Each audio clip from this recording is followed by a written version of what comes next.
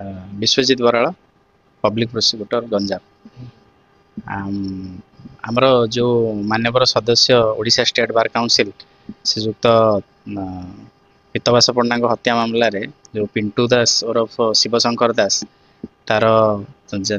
Jail shifting करने मान्यवर अदालत गोटे ऑर्डर करछंती एवं जेहेतु तार जीवन प्रति विपद अच्छी एवं शांति मिश्र मर्डर केस रे जो अभियुक्त माने जेल रे अच्छंती सेमानक तरफ विपद थिबारु जेल कर्तृपक्ष तरफ आवेदन करा जायतिला कि ताको फुलबाणी जेल को शिफ्ट करा जाओ।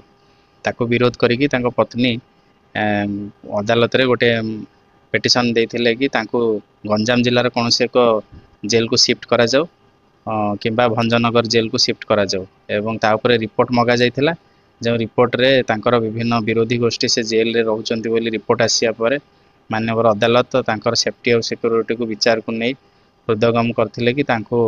फुलबाणी जेल को शिफ्ट करिया दरकार अछि एवं आज 29/10/2025 तांको डायरेक्शन अछि तांको एस्कॉर्ट रे नै कि बरहमपुर जेल रु